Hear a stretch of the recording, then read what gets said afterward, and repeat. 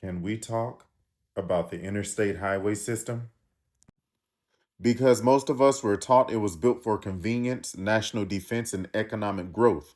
And that's true, but that's not the whole story. When the Federal Aid Highway Act was passed in 1956 under President Dwight D. Eisenhower, it launched what became the largest public works project in American history. What we don't often talk about is where those highways were placed. Across the country, interstate routes were deliberately run through black neighborhoods, communities that had already survived redlining, restrictive covenants, and segregation. In Miami, I 95 was routed directly through Overtown.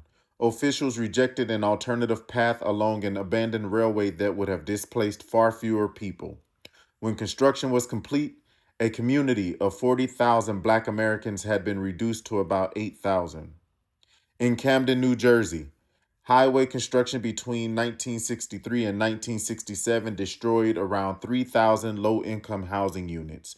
A report from the New Jersey State Attorney General's office stated it was obvious transit plans were being used to eliminate black and Puerto Rican neighborhoods while benefiting white suburban commuters. In Los Angeles, the Santa Monica Freeway cut through Sugar Hill, one of the most prosperous black middle class neighborhoods in the city.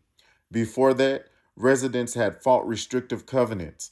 A state judge even ruled enforcement of those covenants would violate the 14th Amendment, anticipating the Supreme Court's decision in Shelley versus Kramer. When legal barriers failed, rezoning followed. When rezoning wasn't enough, the freeway came. And here's another critical piece. When the Interstate Highway Program was enacted in 1956, there was no requirement that displaced residents be helped.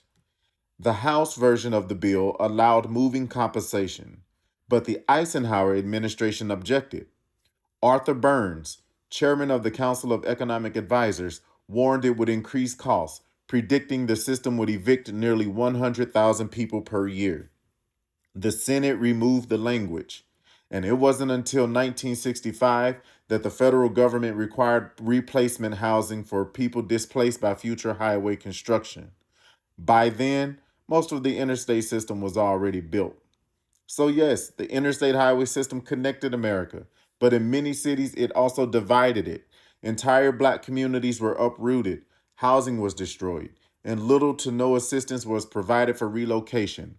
And this wasn't happening in isolation, because while highways were reshaping cities and separating neighborhoods, schools were being used to reinforce those same racial boundaries.